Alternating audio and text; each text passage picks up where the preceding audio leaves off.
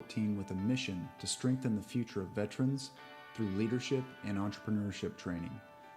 We've invested over 1,400 hours of training in our veterans while connecting them with community entrepreneurs and leaders. Our mission is to continue investing in our veterans who have given so much for our country. Please join us in our mission by visiting velinstitute.org. That's VELinstitute.org. Thank you for listening to Lone Star Community Radio. This program was broadcasted and recorded live from the LSCR studios in downtown Conroe, Texas. Lone Star Community Radio is supported by listeners like you. Donate and sponsor today. For more information on getting involved with Lone Star Community Radio, contact us at lscrstudios@gmail.com or visit us online at www.irlonestar.com. You are listening to Lone Star Community Radio on 104.5 KCZWLP Conroe and 106.1 KZCCLP Conroe and worldwide on irlonestar.com. Good morning, ladies and gentlemen, and thank you for tuning in this morning to the Weekly Business Hour. This week's edition of the Weekly Business Hour is coming to you live from the studios of Lone Star Community Radio, which is located right here at City Hall in downtown Conroe, Texas. We're the community radio station for all of Montgomery County and beyond. It's important that you understand, I think, that what community radio is. It's exactly what it says. It's community radio. The community has a chance to get a message out, and they can do so at no cost through the community radio station, Lone Star Community Radio. I also need to mention this month, I had not thought about it until this past weekend, we are celebrating our 12th anniversary on the Weekly Business Hour. So we've been coming to you for the past 11, now going on 12 years. Hope you've enjoyed it. Hope you find something that's actionable, because that is our main mission, is to educate and give you ideas and information that you can use perhaps the very day you hear it. So that's what we're all about. I encourage you, join the community here at irlonestar.com. Join this community. It's a nonprofit, and how we pay the bills here. I'm a volunteer. Everybody affiliated with the station is a volunteer, but we need donations. We have expenses, so we would appreciate a donation. Just simply go to the website, irlonestar.com. That's irlonestar.com, and you'll see the donate button. So appreciate that if you can contribute so we can continue to have community radio here in Montgomery County. A quick thought. How do I create a lifetime customer? Well, something interesting happened. I had talked about this a little bit several weeks ago, right after the first of the year. And I've got some interesting inquiries through email about lifetime customers, because in most businesses, if I have a lifetime customer, they're worth a lot, sometimes 2, 3, 10 times more than a new customer or somebody that is a customer for and then leaves for whatever reason. But lifetime customers really do form the core of your business. If you stop and think it, they're right there with your employees, a separate group, but they're right there, important to your business. And the more lifetime customers, the folks that buy from you day in and day out, or once a year, whatever your business is, twice a year, but they're buying from you, they trust you, they seek advice from you about the area that you specialize in. That is so critical to build a strong, successful business. And somebody wrote in about they wanted a little bit more information about how to make the sauce, if you will, to get along a lifetime customer. And you know, first of all, you've got to accept the fact that lifetime customers, repeat customers, are, as one writer says, the holy grail of business is building those customers and creating those customers. And I dare say that a lot of listeners have never really thought about that. They know they have a good customer and they try to serve them with special treatment or whatnot, but we're talking about the good, great customers that are going to always be there. They have successful businesses. That's another trait that you look for. They're successful. Their success, believe it or not, will rub off on you because they'll bring referrals to you. That's the second thing. Look for those customers that are willing to talk about your business and mention it to people. You'll get a sense of that. How many times have we've heard, oh, Frank told me to call you, that you were the best in town or whatnot. You know it right then and there that Frank is probably what we call a lifetime customer. So I encourage you, as I did the writer of that email, to look at the basics, establish that you know what a lifetime customer looks like, because it can be different for every business, and establish that groundwork, if you will, and then look for those people and then develop them as part of customer development in general. There's some businesses, their repeat customers really are 80-90% of their business, believe it or not. And so they're not only important, but they're crucial. So a lot of businesses, it just forms the important core of their business. So let's all look for lifetime customers and build those relationships. And again, thank you for that email. I want to mention that at any time you can send me an email, talk about your business. You can make a comment about the show, whatever's on your mind. And I do respond to all those emails. And sometimes, as our regular listeners know, I respond in what we call our mailbag segment and take your question or issue, and we talk about it on the air. So please, it's simple. Send the email to Rick, R-I-C-K, at irlonestar.com. That's Rick at irlonestar.com. Well, let's get moving on the show today. The reason we're here is the Weekly Business Hour has established itself as where Montgomery County, and now businesses really throughout the world. We have listeners in all the continents except Antarctica, I guess. I hadn't had much business down there, to come to talk about the latest in business news, ideas to improve their business, and to be part of conversations. We're all about connecting people and, again, help people get educated and develop ideas and processes, programs, whatever, that they can utilize in their own business.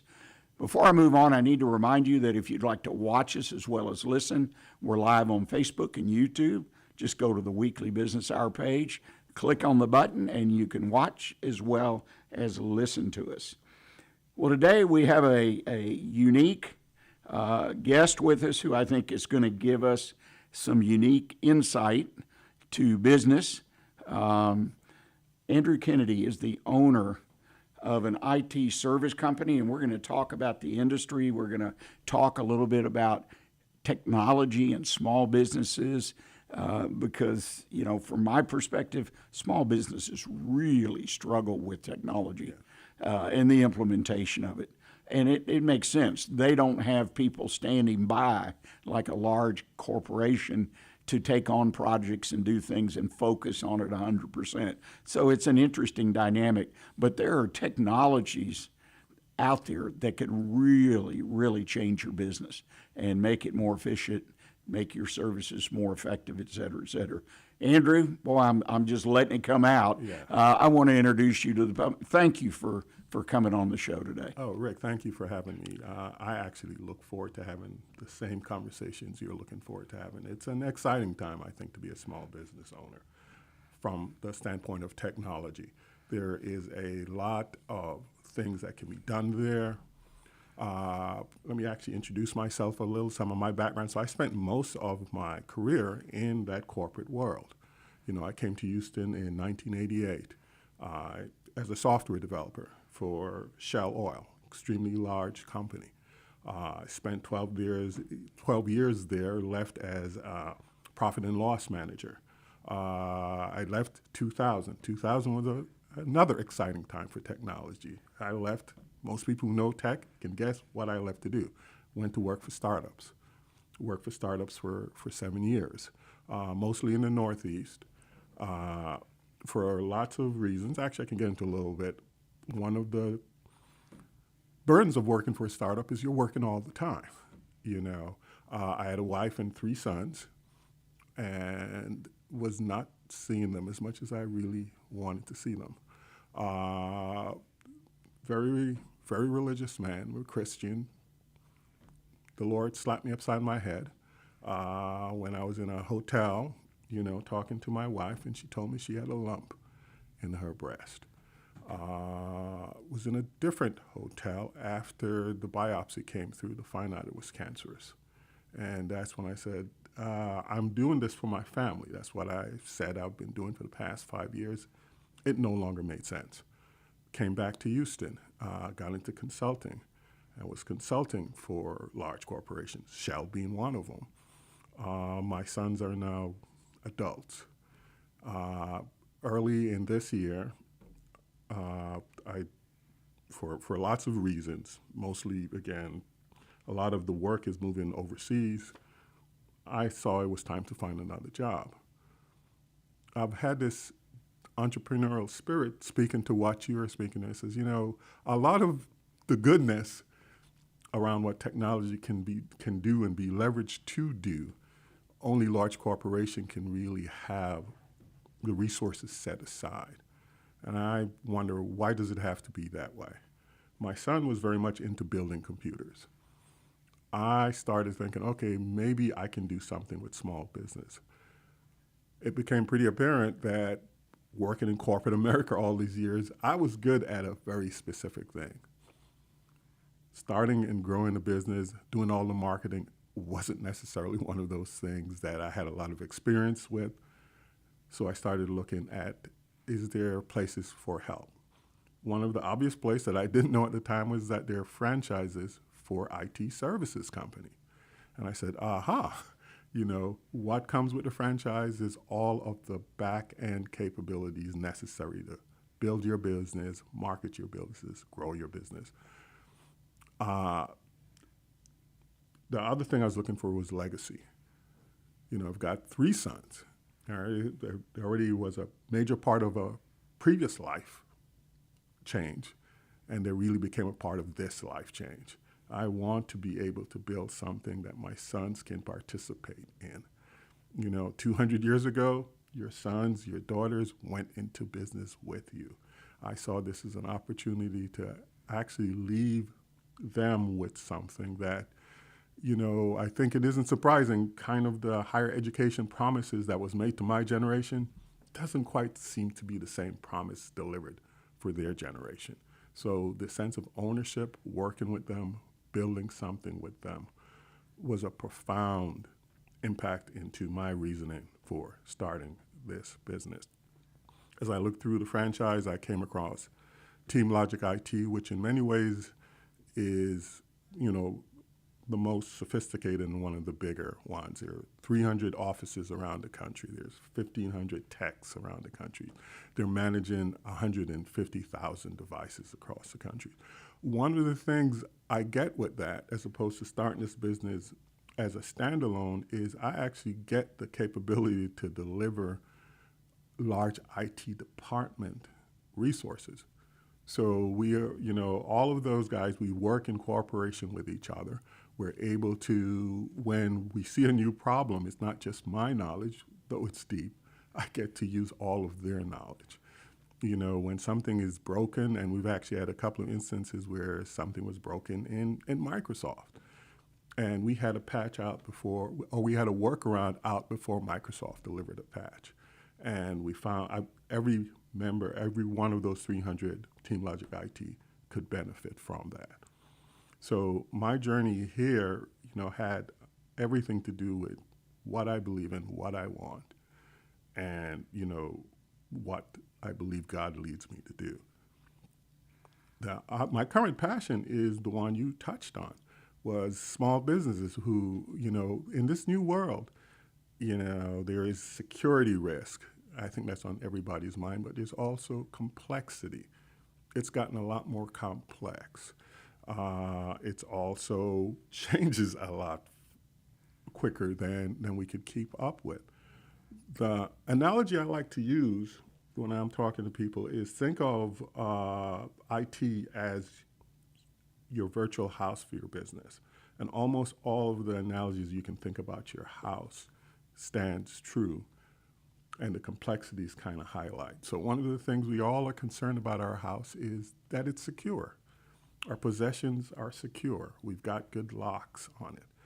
The complexity and rapid changes is nobody's worried about their house being broken into from somebody 10,000 miles away in a different continent.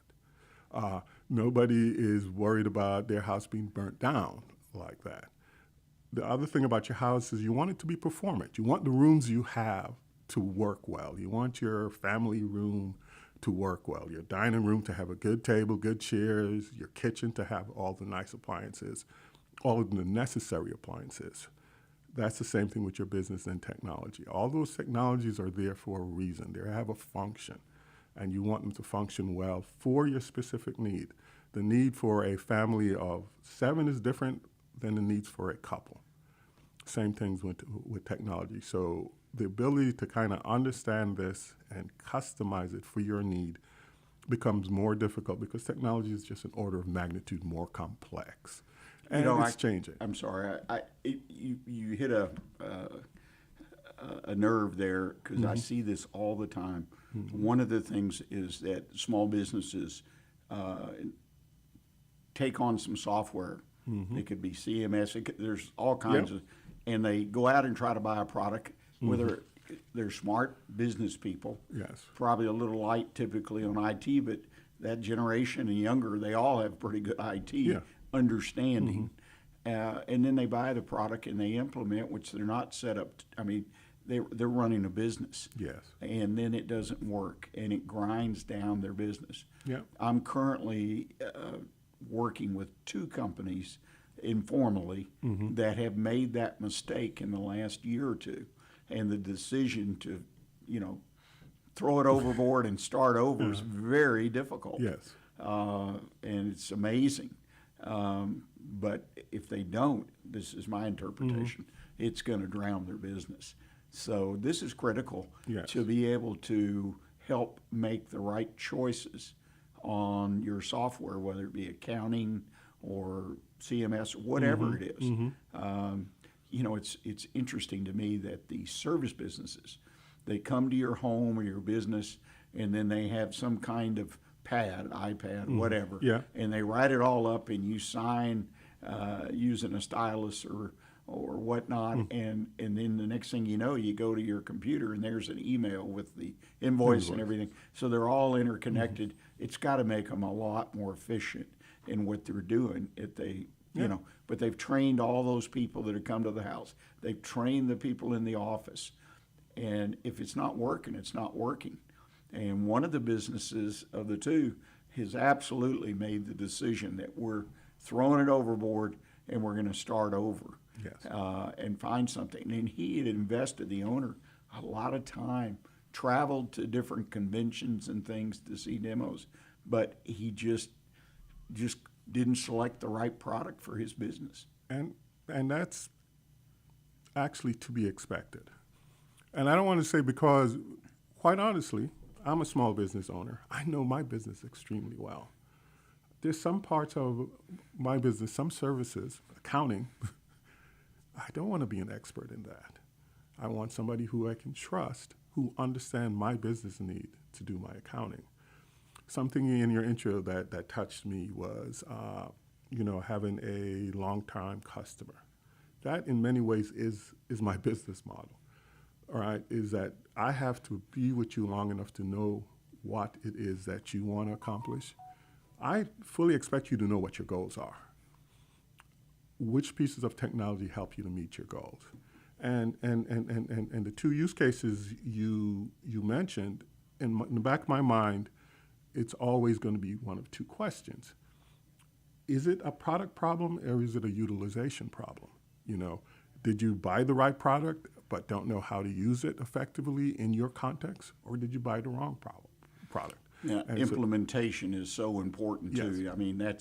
I read over the weekend a review of various softwares to try to think what area of business it was, but somebody utilized or like 5 or more, and always in there was easy to install for beginners, and they were different levels. I'll tell you what it was. It was software apps that you could put on your phone or whatnot for working out, workout programs. Okay. Which blew me away because of the level of sophistication. Yes. Back to you talking about change, the sophistication that I'm able to enter on an app.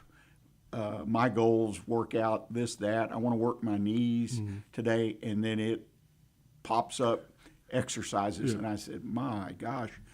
But that was a big thing for her readers, and I've read the column before. It's always about implementation, the complexity. Yes. Again, the businesses typically aren't geared up. They're not set up. They don't have someone that can take on a project and focus on it. And everybody's trying to get the money in the front door and get the bills paid and da-da-da. Yeah, and on that subject, being a small business person, I understand the need to get revenue in, but that isn't my passion. Right. You know, I think we all want to change our little corner of the world. That's part of the reason why we got into it. We want to do something a little bit better. The ability to kind of have that trusted relationship, that long-term relationship, and you hit all the key words where, you know, I can be an advisor, I can be your expert in the corner.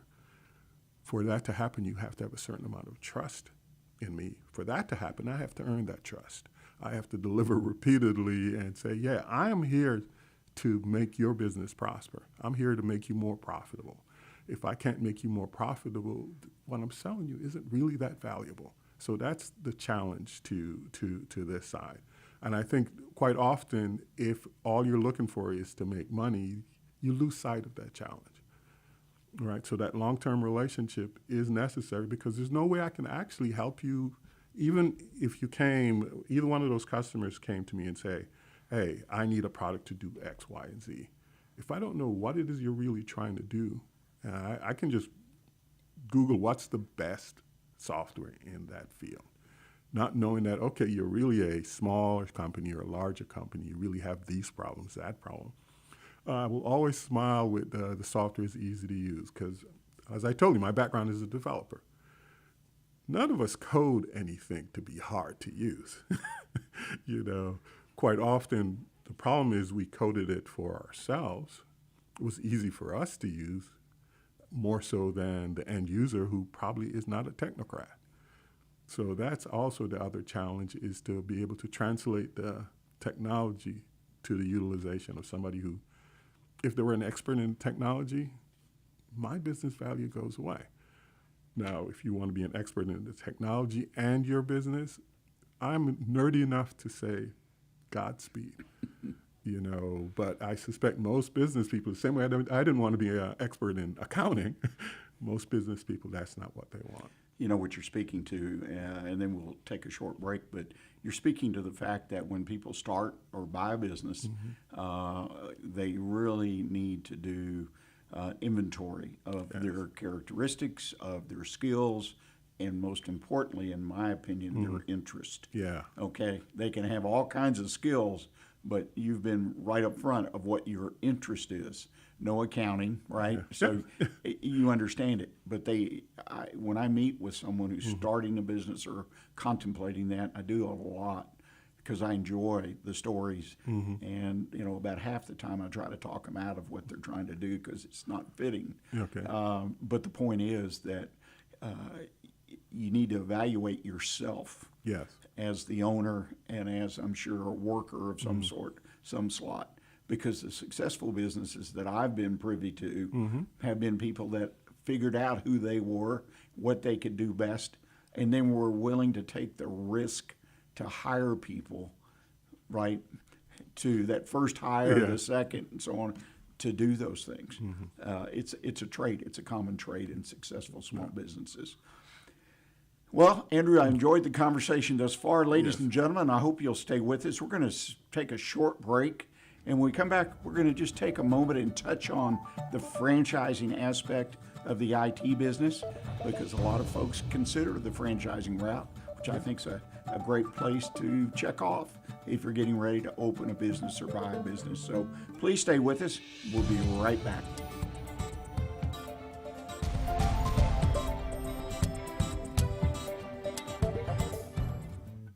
Lone Star Community Radio is looking for those who are interested in hosting their own talk show with monthly and weekly slots available in Conroe's FM 104.5, 106.1, and on irlonestar.com.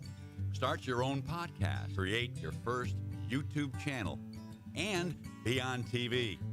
Contact Lone Star Community Radio online at irlonestar.com or call the station message line at 936-647-3776 to take your first step into the radio world.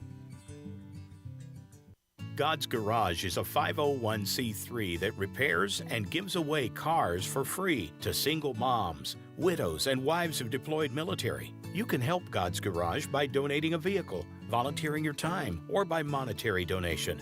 God's Garage is located at 2106 East Davis, Conroe.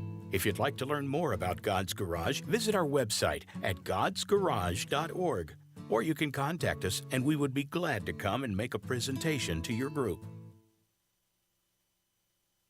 Every Friday, tune into Texas Ticket on Conroe's 104.5 and 106.1 FM with Armando Nino of Gold Lake Conroe, focusing on Montgomery County area events and places. Get a feel of the Texas spirit at the event, paired with guest and vendor interviews, event coverage, and ticket giveaways, and so much more. Join us Fridays and punch your Texas ticket. For more information on the show, visit irlonestar.com/Texas Ticket. Welcome back, ladies and gentlemen. You're listening to the Weekly Business Hour, and we're having a great conversation today with Andrew Kennedy. Andrew is the owner of a franchise IT business, IT Logic.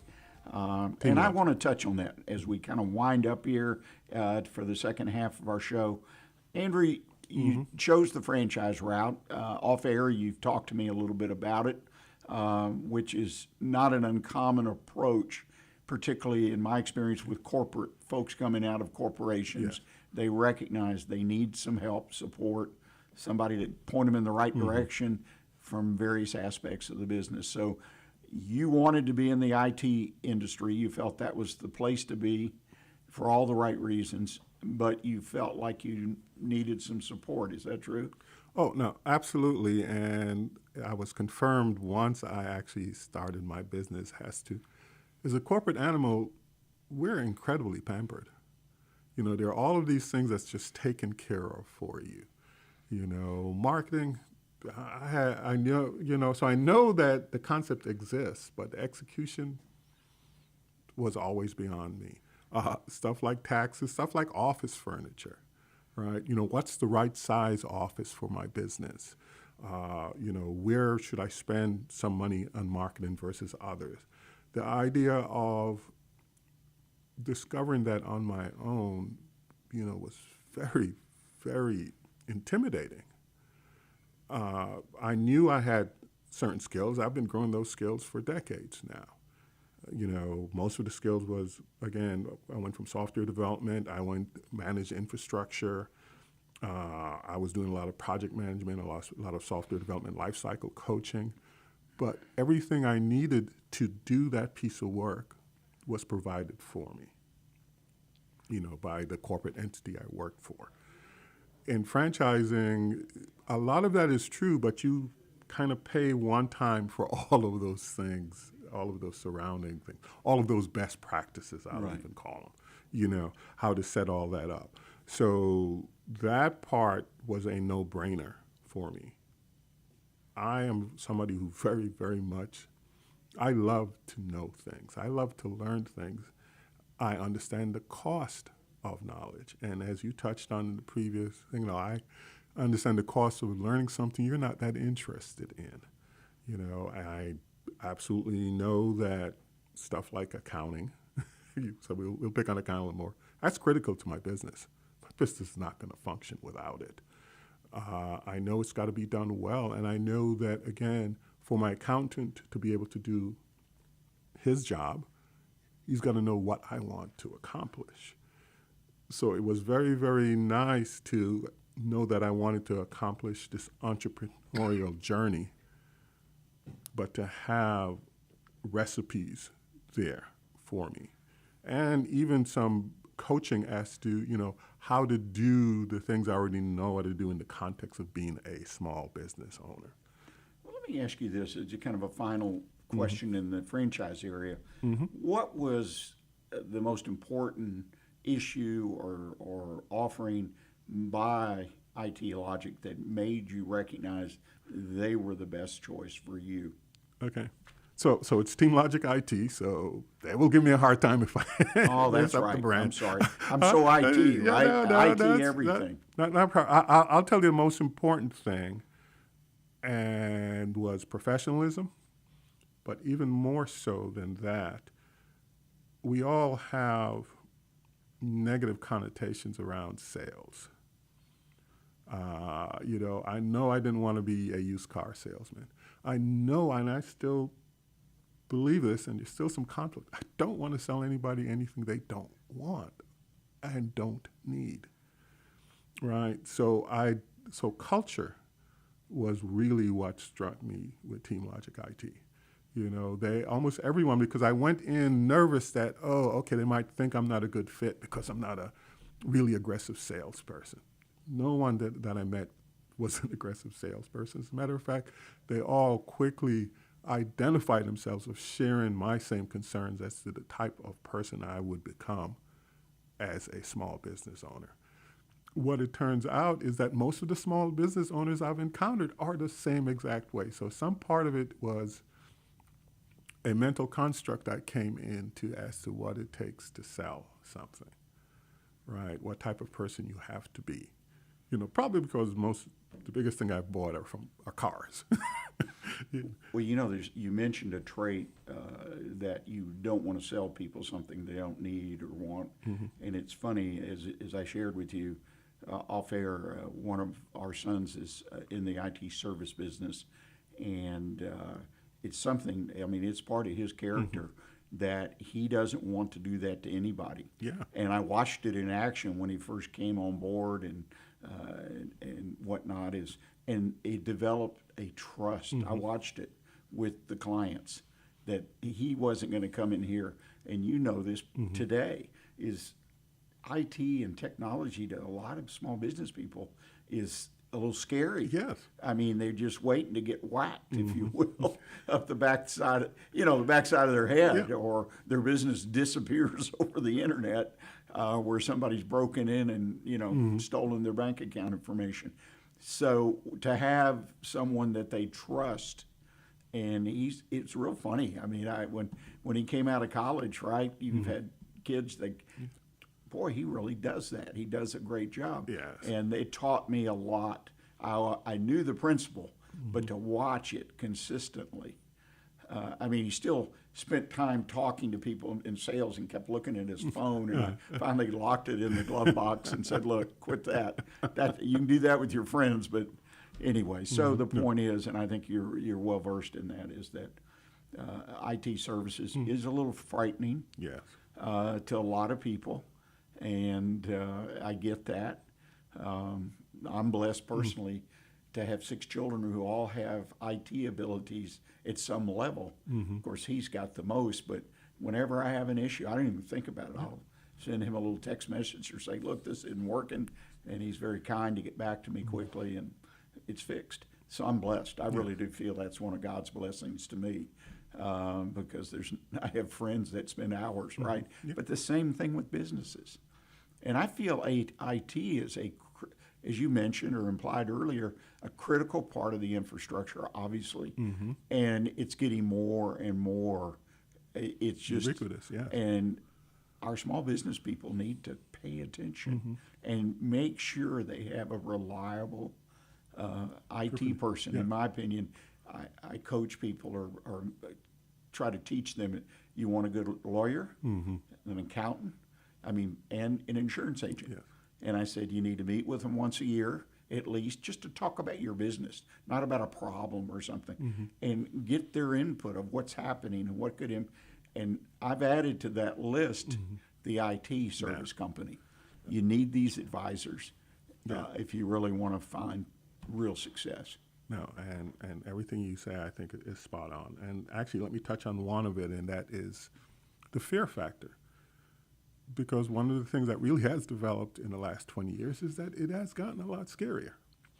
And the industry, we like to call ourselves the good guys, have actually tried to grow in that area. One of the things that, because what triggered that thought was when you said insurance.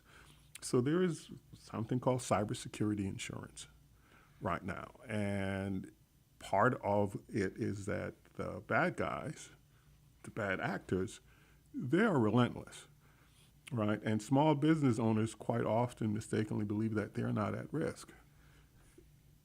43% of the attacks, successful attacks, are in small business owners that we know, that we measure. Small business owners are also less likely to even report. 75% of the time that there is an attack, that small business could not survive that attack. And that's where insurance is coming, because it's like driving a car, your homeowner's insurance.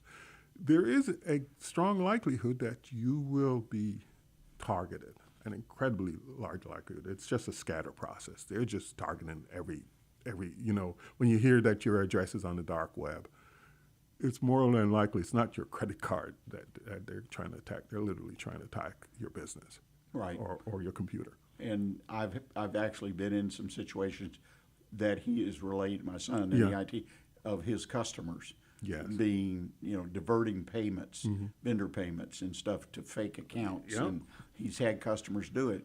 In every case, though, it came back to the individual at the computer, an employee who did something. And so that is so important and very difficult. Recently my mother, who will be 94 in a week or two, she got scammed. Yes. Now, it's not IT related, but she was one of those people that you would swear up and down would never get scammed because that phone rang and she was focused. I know somebody's trying, you know what I mean? Yeah. And she finally put one of these announcements on there so she could hear who was calling. So if it's her kid. But anyway, she got scammed. Yeah. And they went out within less than 24 hours, started, had to get involved and unwind it for her. But I couldn't believe she got scammed because of her nature and the way she approaches things. So the same thing within our businesses, our employees, we need to be training them, reminding them over and over and over. I don't think you can ever stop. No, and you really have to. And you touch on something important. Most of these attack patterns are not technological by their nature. They're actually variation of cons. The key thing that most of these personal attacks are attacks where they're expecting an individual is they're working on your anxiety. So let me tell you a story about last summer. I'm there working, and I get a phone call saying the electricity in my house from CenterPoint, saying the electricity is about to go off. It's in the summer. I know if that electricity goes off, my wife is going to be upset at me, right? And I'm already kind of helping them because it says, okay, the credit card, because it's repeat, the credit card probably failed. So let me just take care of this so I can get back to work. He had me so wound up that it wasn't until he asked for a Zelle number that I detected a problem, because I don't want my wife to be upset with me. Right. And that's what I says, okay, that's not, because, and once the anxiety went down, I says, wait a minute, while CenterPoint actually takes care of it, I'm not buying from CenterPoint. Very few people do. They're just the back end. So the logical part of my brain could come into play once I detected it. But as long as they have you anxious, and so variation of it is that you get an email from your boss, saying, okay, I need this money. And it's gotten so much more sophisticated where we've trained people out of email by and large. And hopefully if you're with a company, they should have a training program for your cybersecurity needs. And again, constantly, business owners, if you're listening, reinforce it. Reinforce it. Remind people. Again, I was convinced, even though my mother is 90 or soon be 94, she was in business. She was an active individual. She knows it because she lives in a senior living facility. They talk about it. It was a point of mine, but the guy, like you, caught her at a vulnerable moment, and it was just amazing. Or understand the psychology. Very important. Well, we're going to run out of time. Okay. You're going to have to come back one or two other times because we got a lot of things to talk about.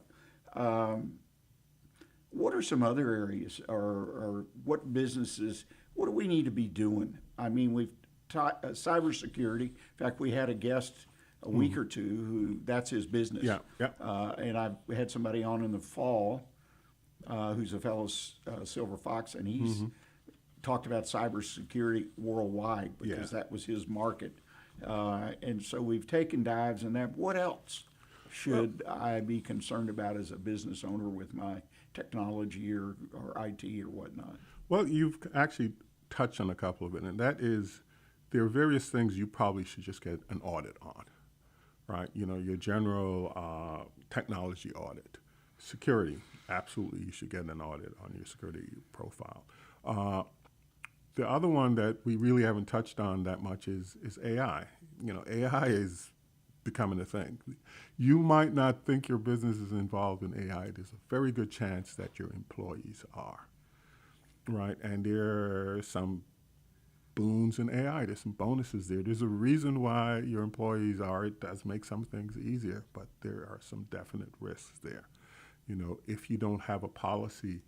So right now, most businesses I'm working with, they have no real policy. It's like, okay, go ahead and use it. You want to make certain that anything that goes into open generative AI is now in the public domain. If you're actually using it to make any sort of deterministic decisions on private data, on confidential data, you might think you're safe, you're probably not. Because if it's just being used to make some other decisions, it might be this simple where somebody could query, if you're in an open AI, somebody could just query, okay, you know, how much does company XYZ pay vendor Z for product? And if you actually use AI to set up any of that, and you didn't have a good AI policy that you could lock that down, that is now in the open air, where anybody can use that. So that's the other thing that I say, you know, get an AI, you know, either an audit on how your company is using AI and also a strategy as to how to use AI, because there is going to be some opportunities there in the future. And it's one of those things that, again, that's complex and changing. So you want a good partner there. The other thing is the MSP that you're using right now probably should meet with you quarterly. You said twice a year, depending on the size of the business. But about quarterly, where most of it is actually looking forward, a little bit of looking back. This is what's happened. This is how often we've detected an attack. This is kind of the score that your employees are currently getting for their cybersecurity training. But what are your expectations of growth? And these are some of the new tech that's coming down the line. That might have helped those two customers where this is, you know, we're really interested in product A to solve this problem. Let your technology advisor know, and they will go, you know, to the convention on your behalf, because they're going to be the ones who know, is that technology a good fit for you? So that's definitely one of the things that I strongly recommend is that, you know, do an audit. You know, most MSPs will do an audit. If they don't, because as I said, I picked TeamLogic.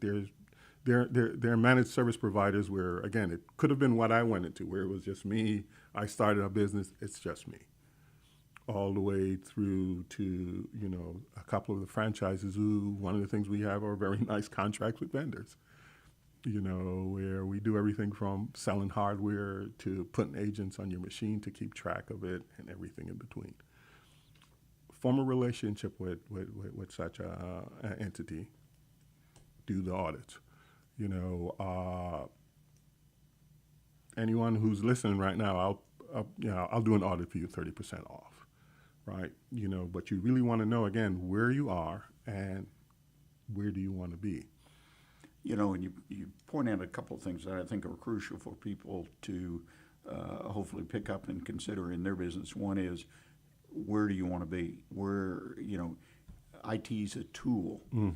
AI is a tool. And I know in the AI area, people get a blank look. Yep. Like, okay, AI, I sort of understand what it is, but how do I use it effectively in my business? And there's a lot of people, small business people. I work with the nonprofits, which are small businesses. Some are Yes. very large, but they're a little glassy-eyed. And that's one of the things we've been working on, is to bring information to some roundtable groups we have, so they can see what an implementation and what it's doing for a small business. It's interesting. The other thing that I find interesting, and you hit on it, is the fact that your advisors, your IT guy, your attorney, whatever, they need to understand your business. Yes. And when someone says, well, do I need to have a lawyer? And I said, you need to find a good business lawyer. Oh, what's that? Well, they know business law, but they also can understand business. Yes. They want to know what you're doing. If they're going to be your legal advisor, if you want them to file a lawsuit or something, they still got to know certain things about your business. But I'm telling you, having a legal advisor, an accountant, but the IT, you make a great point. It really is important that person, because I have found in my experience, so many of them are great nerds, but they have no understanding of business. And you're right. I mean, to give you the best system and processes, you got to understand what I'm trying to do. Yeah, to tell you what's possible. And I think that's one of the areas where we're coming from the corporate world was helpful for me. And that I always understood that I am serving another business purpose. They brought me in for my expertise, to maybe even construct or implement something, but it's for a reason. It's not because I think it's cool, neat, or necessarily satisfying just to myself. And so by now, that's what I believe the value is. I don't know if anybody noticed, I didn't spend a lot of time in technical jargon, because that's not the value. The value is using technology to solve your problem, all the way from fire, or the wheel, whichever you decide is the first technology. I'll leave that to the anthropologist. To AI. I love the way you say it. It's a tool. And almost all tools, it says that there's a problem that was already there that you might have been solving, but this way will solve it more effectively, be faster or safer. And if it doesn't, you don't need it. Yeah, you don't need it. And that's the whole frustration. One of the things that concerns me as a business person and a student of business long term is the fact that technology, and you alluded to this early in the conversation, is just moving faster. Yes. I say it's like a wheel that's just picking speed up. So a software package or even a piece of equipment that worked for a business 3 years ago may need to be replaced. Well, if you back 5-10 years ago, you can get 5 years minimum out of all the equipment. But more importantly, the software, even the processes that you use in your business, because a tool comes along that could be implemented like you have talked about extensively today, but is the pace of that change.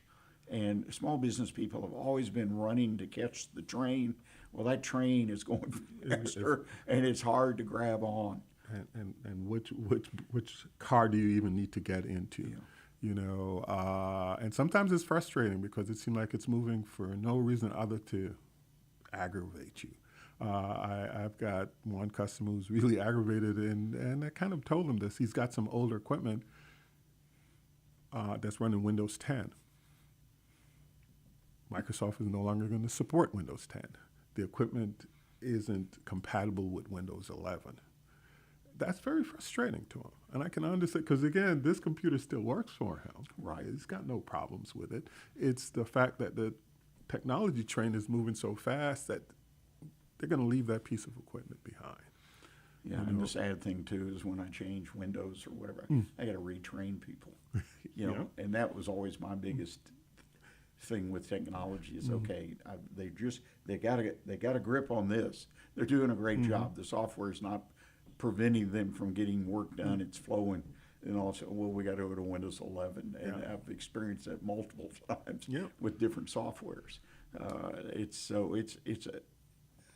it's an area that I think a lot of small business people kind of turn their head away from because they just don't want to deal with it because they got to spend money.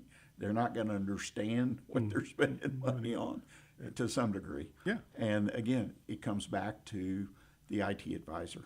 Yes, and how can we connecting that and making them feel that way. You mentioned the equipment. I know one of the things my son did early on when he was taking the business over, he decided that he wasn't going to take on a new client unless their equipment was at a bare, a level. absolutely. And he would make that proposal to him and explain, just like you said, about the software compatibility and longevity and so on and so forth. Now that's an excellent practice, and by and large, that's what I go in with. Yeah.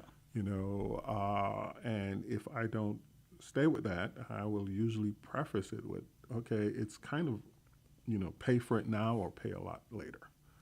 When, now you can plan for it. It won't impact your business. And there's certain parts.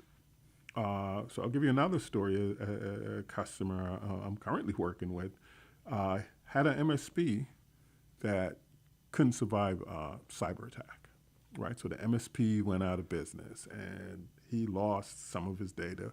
MSP wasn't very, very transparent with him. And because of that, there are certain risks that so cybersecurity tends to be one that I probably will not be as open to taking on because the risk to me is large. I have cybersecurity insurance, by the way. That's one of the things you should check. Your MSP should have cybersecurity insurance because we're the guards at the gate. Right. But in the case of the old computers, all I can do is say, okay, there's some things I can't do that well here. There's some things I can't detect that well here. But it was very predictable that I was surprised it supported Windows 10. It's going to cost you more. It's going to cost me more to actually have to support something that I can't put all the right tools on. Right. And therefore, that's going to be part of the pricing. But yes, your son's got it absolutely right. There is a baseline of standards and warranties that you want to have in place. Well, and people may feel uncomfortable with that, being the business owner, or business manager, whatnot. But again, someone's being an advisor for you, in my opinion, when they come with that. They're not trying to sell things as far as, at least conceptually. And in my son's case, and like I sense that you're not into selling stuff. You're just trying to give them a good value and make something that you can maintain, because the end result, and I remember 5-10 years ago in this industry, it was all about, we're not selling computer services, we're selling uptime. Okay. Uptime, and that your and computers the won't break mainframe days, down. There were various slogans and things. And that was the truth. Your people just work and you don't worry about that machine functioning as you need it to function. We've got a little less than a minute left. Okay. Anything else that you would like to convey to our audience to kind of wind us up today? Covered a lot of ground, still got a lot of ground we could cover. So hopefully we'll come back in the future and continue this conversation. But give us a parting word, if you would. The parting word is that as scary as it is, it's also exciting. There are opportunities for small business to do stuff with technology that just wasn't there 20 years ago, right? So embrace it, work with a trusted advisor of some sort to take this journey with them, and your business is going to benefit from it. It's technology. That's what it's there for, is to make your business better. And if the tool doesn't make it better, then you It's a got to bad question tool. why you're considering it or implementing it, or it's like getting another shovel on the truck. If you don't need it, you don't need it. That's the canary in the coal mine. Yeah, no doubt it's about it. if it's making it worse, something's wrong.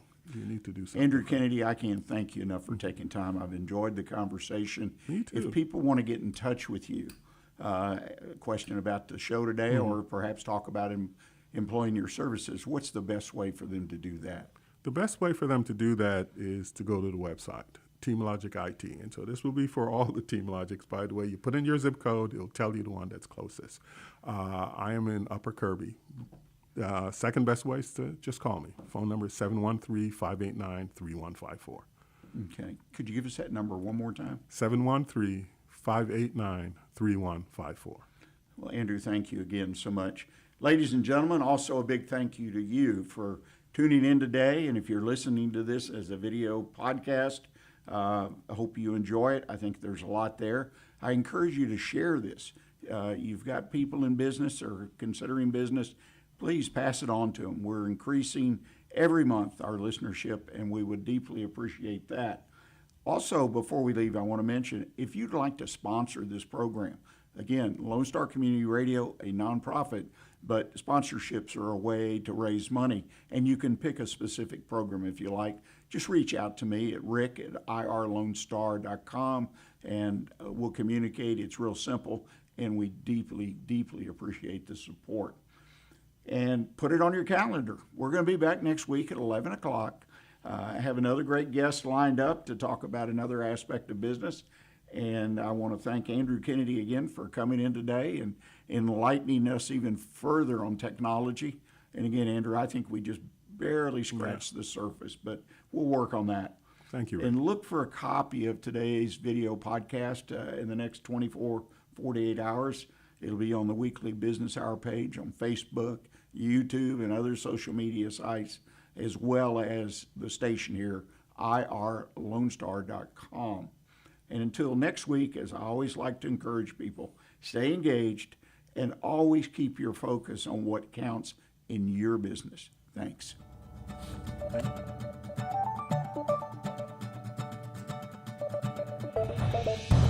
you.